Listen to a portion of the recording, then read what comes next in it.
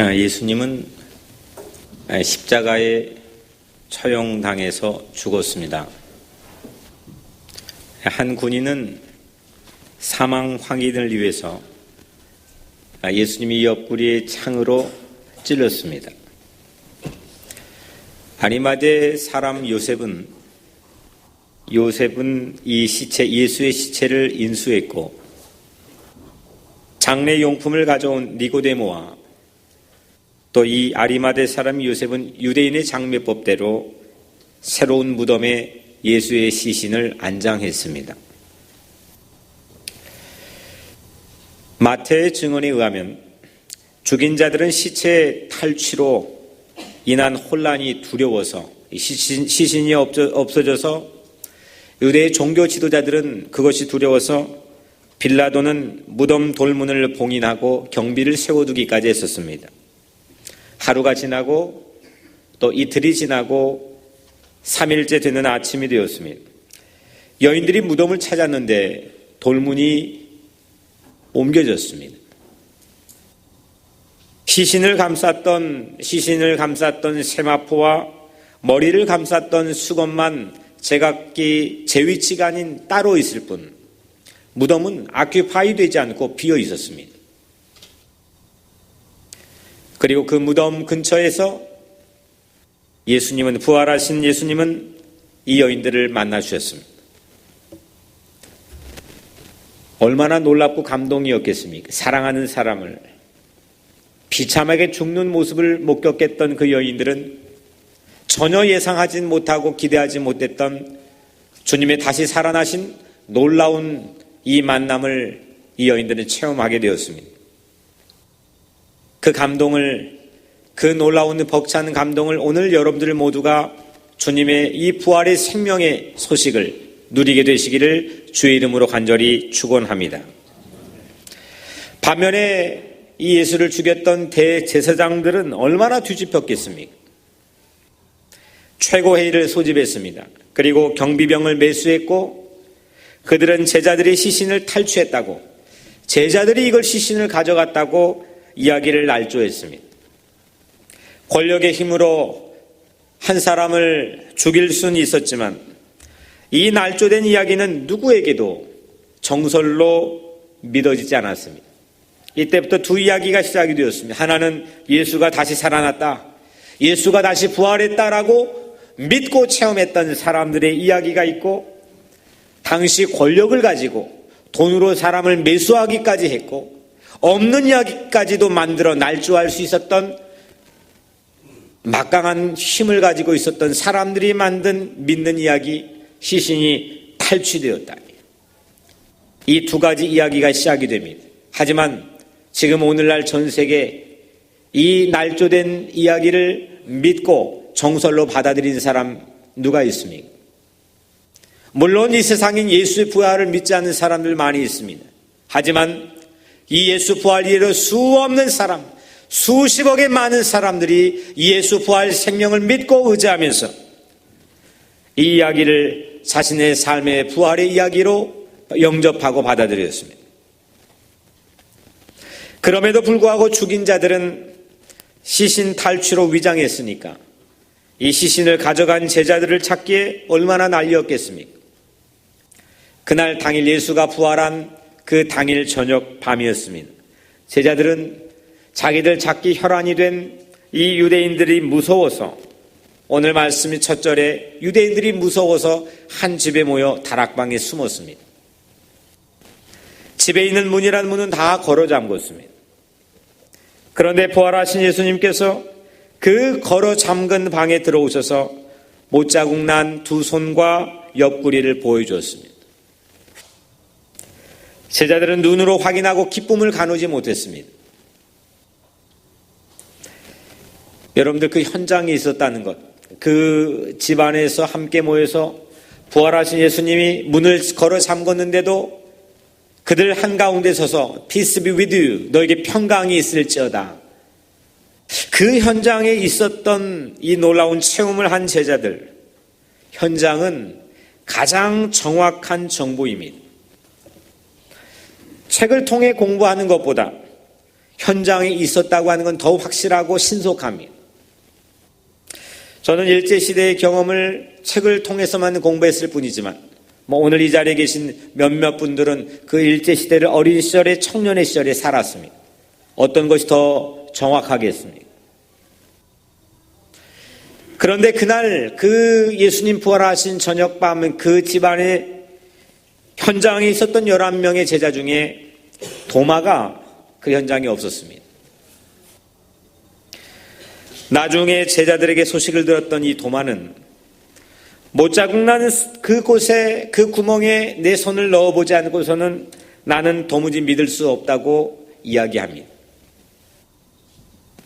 그로부터 8일이 지났습니다. 8일 동안 빈 무덤의 이 미스테리는 이 제자들에겐 예수 부활을 체험하고 만난 제자들에게는 얼마나 흥분되고 얼마나 가슴 떨리는 순간이 8일이었겠습니까? 그런데 마찬가지로 이 빈 무덤의 미스테리는 유대 종교 지도자들과 당국을 더 미치광이처럼 만들었을 겁니다. 제자들은 다시 8일이 지난 그날 다시 방에 모였습니다. 그때는 도마도 함께 있었습니다. 문들이 닫혔는데 부활하신 예수님께서 역시 또 나타나셔서 도마에게 이번에는 말씀합니다. 네 손가락을 이리 내밀어 내 손을 보고 네 손을 내밀어 내 옆구리에 넣어보라. 그래야 믿음 없는 자가 되지 말고 믿는 자가 되라.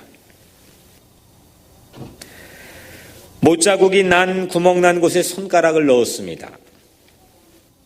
구멍에 그 흔적에 손가락을 넣었습니다. 보기는 했지만 8일 전에 보기는 했지만 예수 부활을 체험하는 많은 다양한 사람들을 성경에 소개하고 있지만 그 구멍 난 곳에 손가락을 넣은 사람은 유일한 이 도마입니다. 얼마나 드라마틱합니까? 여러분들이 예수 부활의 십자가를 못 박혔던 손에 그 부활하신 예수님을 만나 그 구멍에 손을 여러분들이 손가락을 넣었다고 생각해 보십시오. 얼마나 드라마틱하고 얼마나 감동스러운 일입니까? 하지만 그는 가장 늦은 현장에 있었습니다. 가장 늦은 현장성이었지만 가장 확실한 부활 체험을 오늘 도마가 우리에게 보여줍니다. 이게 하나님의 사랑 아니겠습니까?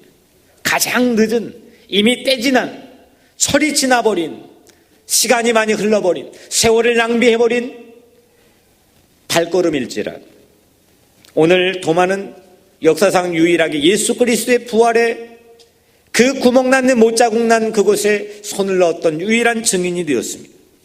그 도마로 인해 우리는 가장 확실한 부활의 단서를 얻게 되었습니다. 오늘 여러분들의 삶은 어떻습니까?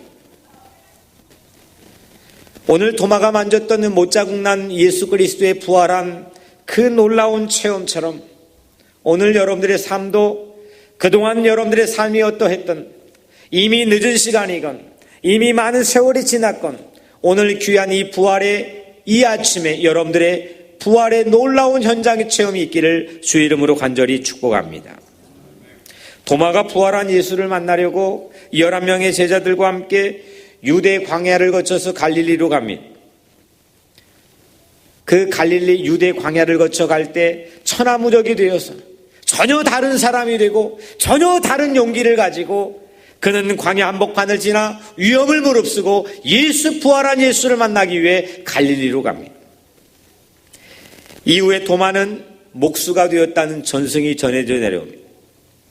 목수가 되어서 인도에 들어가고 왕의 궁을 건축하면서 복음도 전했다는 이야기도 전해집니다. 그리고 결국 인도에서 순교했다는 이야기가 전해집니다. 그날 부활한 못자국을 만진 도마, 그 못자국을 만진 도마, 그 생생한 체험을 했던 도마, 그 도마는 그 못자국 때문에 아마도 가장 아름다운 목수가 되었는지도 모르겠습니다. 오늘 부활을 체험한 이 파워풀한 11명의 부활 전사처럼 오늘 여러분들의 삶에도 예수 그리스도의 부활의 체험이 있게 되기를 주의 이름으로 간절히 축복합니다. 고린도전서 15장 4절에 장사 지낸 바 되셨다가 성경대로 사흘 만에 다시 살아나사 게바에게 보이시고 후에 12 제자에게와 그 후에 500의 형제에게 일시에 보이셨나니. 도마처럼 예수 부활을 체험했던 500명, 여튼 예수 부활을 체험한 사람들은 전혀 다른, 생판 전혀 다른 사람으로 변화되었습니다. 베드로가 그랬고 오늘 도마가 그랬고 사도 바울도 다메섹 도상으로 가며 부활한 예수의 목소리만 들어도 그는 삶이 변화되었습니다. 이렇게 부활을 체험한 다양한 얼굴들이 있는데 오늘 이 고린도전서 15장에 500명의 형제들이 예수의 부활을 체험하고 목격했다고 전해옵니다. 그 500명이 누구였을까? 한 사람도 예수 부활만 체험하고 진실로 그 부활이 내 삶의 믿음으로 워킹하게 되면 전혀 다른 놀라운 에너지 삶을 보여줬는데, 결국 이 500명이 움직여서 오늘 이 땅에 있는 많은 교회들에게 예수 그리스도의 부활의 복음을 오늘 우리에게까지 전해준 것인데, 이 500명 한 사람 한 사람이 과연 누구였을까? 그 얼굴들이 궁금했습니다. 그리고 우리의 사랑하는 성도들이 그 500명처럼 예수 그리스도의 부활의 체험을 오늘 이 아침에 하고, 오늘 그냥 교회력에 따라 부활절 아침 지낸 다음 똑같은 월요일 아침 맞는 것이 아니라 사망의 음침한 골짜기를 다니고 사망의 우겨쌈을 당해도 전혀 다른 내일을 맞이할 수 있는 오늘 부활 체험이 오늘 여러분들에 있게 되기를 주의 이름으로 간절히 축원합니다. 예수 부활 역사적 사건으로 내가 믿고 생각하는 건 누구나 할 수 있습니다. 그 선포하는 건 누구나 할 수 있습니다. 하지만 나의 부활로, 내게 임한 부활로, 나와 함께 워킹하고 동행하는 예수 그리스도의 부활로 살아내는 것은 그렇게 많은 사람들이 하고 있는 것 같지는 않습니다. 여러분들은 어떻습니까? 여러분들은 오늘 정말 예수 그리스도의 부활을 내 인생의 삶 가운데 그 부활을 살아내고 있습니까? 우리도 어떻게 도마처럼 예수 그리스도의 부활의 못자국에 손을 넣고 만질 수 있을까요? 하나님께서 부활의 못자국 난 곳으로 말씀을 준비하며 기도하는 중에 대성장학재단이라는 선물을 주셨습니다. 우리 다 아는 것처럼 얼마 전 28살 젊은 청년의 나이에 폐암의 투병을 하며 마지막 투병하는 2달 동안 최후까지 복음을 전하다 천국 주님의 품에 안긴 대성이는 우리에게 부활의 능력을, 부활의 삶을 보여줬습니다. 그는 이루 말할 수 없는 인생의 우여곡절의 삶의 순간순간 고비고비가 있었지만 그는 마지막 순간순간마다 예수 그리스도의 부활의 생명이 없었다면 그리 담대하지 못했을 그런 기적 같은 모습들을 우리에게 보여줬습니다. 그는 부활의 못자국을 만진 사람이었습니다. 그의 부모도 역시 그 부모의 삶도 역시 부활의 못자국이 되기를 바라는 마음입니다. 여러분들이 함께 사랑을 나눠준 덕분에 장례를 치르고 그리고 그 부모가 남겨진 돈을 의미 있게 써달라고 저에게 가져왔습니다. 우선은 가지고 있어달라 부탁하고 기도하고 있었습니다. 하루가 지났습니다. 그 하루 안에 하나님께서 이런 감동을 주셨습니다.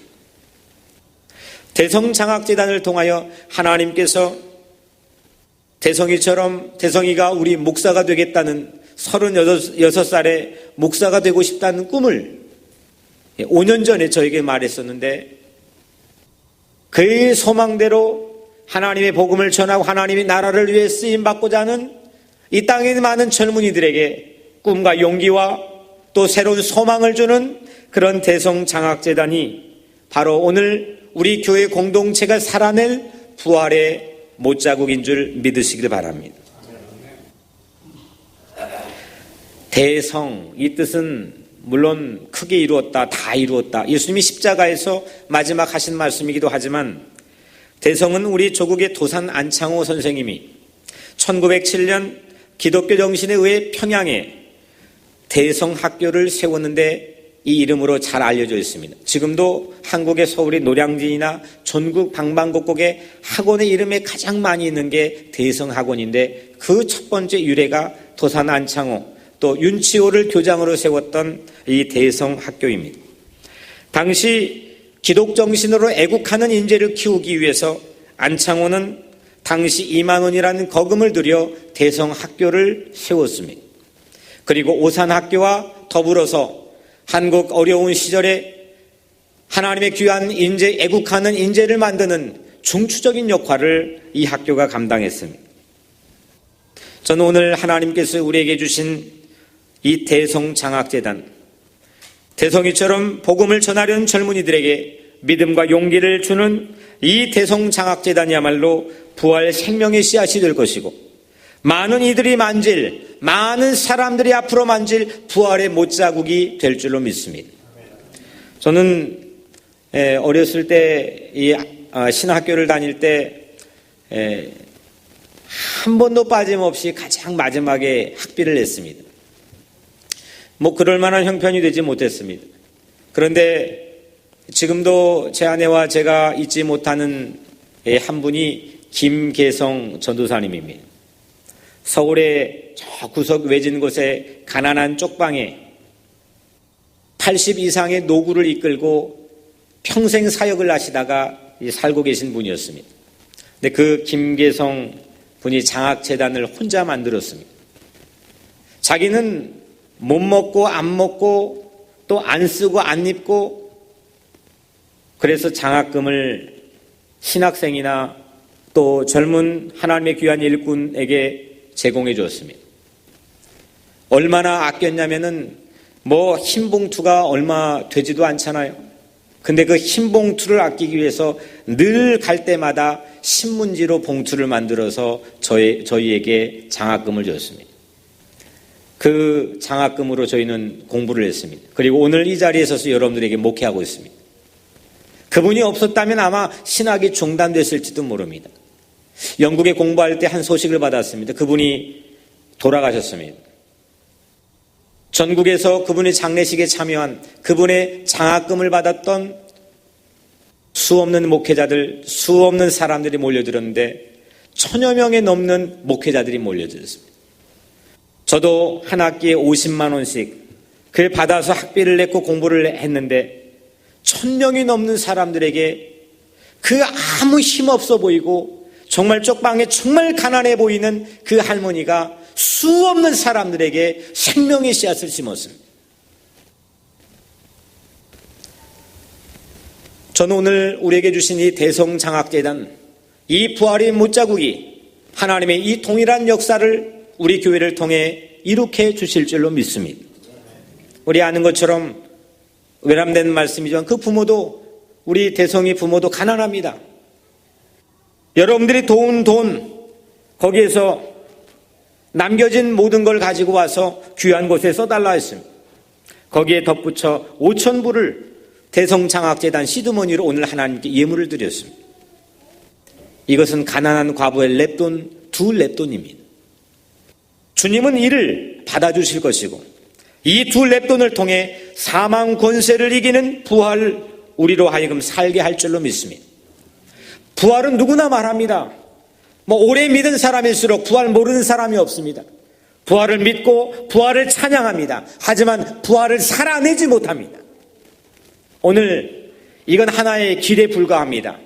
여러분들의 인생의 많은 다양한 길에 죽어가는 여러분들의 인생의 모든 삶의 생각과 멀쩡해 보이고 가려져 있지만, 가면을 쓰고 있지만 내면의 죄와 상처와 아픔으로 구멍이 막혀 있고 죽어가는 여러분들의 모든 삶에 부활의 놀라운 예수의 생명이 임하여서 부활을 살게 될 줄로 믿습니다. 부활을 살아내십시오. 부활을 체험하시고 부활을 나누시길 바랍니다. 오늘 이 2랩돈을 통해 시작된 사망권세 이기는 이 부활의 대성장학재단을 통하여 하나님께서는 놀라운 축복을 그 김계성 장학재단처럼, 안창호의 대성학교처럼 오늘 우리 교회를 통해 시작하게 해주실 줄로 믿습니다. 그래서 우리 교회 당회는 아름다운 결정을 했습니다. 우선 임시로 의무적인 조직도 보드 멤버도 만들고 또 꿈을 가지고 기도를 시작했습니다. 오늘 여러분들의 삶에 주님께서 도전하시길 원합니다. 어떻게 내가 예수 부활, 2000년 전의 예수 부활을 오늘 내 삶에 살아낼 수 있을까요? 남북은, 우리 조국이 남북이 70여 년째 분단되어 있습니다. 점점 다음 세대들은 이를 무심하게 바라보고 있습니다. 그 분단된 조국을 위해, 평화와 통일을 위해 애쓰고 기도하는 귀한 부활의 역사들이 우리 교회를 통해 기도의 짐들이 있기를 바랍니다. 세계 방방곡곡에 테러와 폭력으로 얼룩져 있습니다. 공동체와 가정마다 갈등과 불신으로 신음하고 있습니다. 여러분들이 선 땅마다 희망이 싹트고 다시 기회가 주어지고 여러분들의 삶을 통해 하나님의 놀라운 부활의 생명이 꽃을 피는 그런 놀라운 역사가 있게 될 줄로 믿습니다. 사랑하는 성도 여러분, 못자국으로 구멍난 예수의 손과 옆구리는 씻을 수 없는 상처와 아픔이었습니다. 어떻게 이걸 감내하겠습니까? 그 어머니 마리아는, 그 형제는, 그를 따라다녔던 제자들은 그 이루 말할 수 없는 슬픔을 어떻게 감내하겠습니까? 그것이 바로 못자국 난 구멍이었습니다.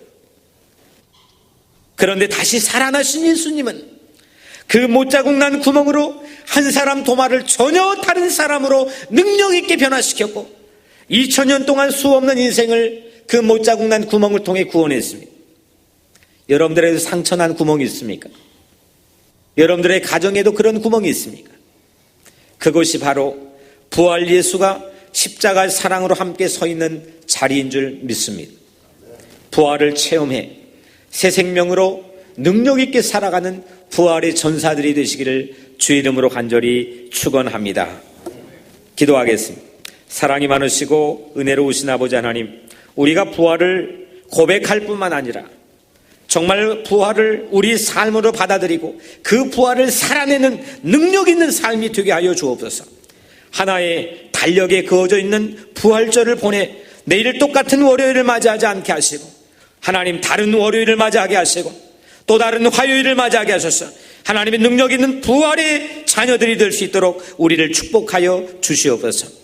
예수 그리스도 이름으로 간절히 기도드리옵나이다. 아멘.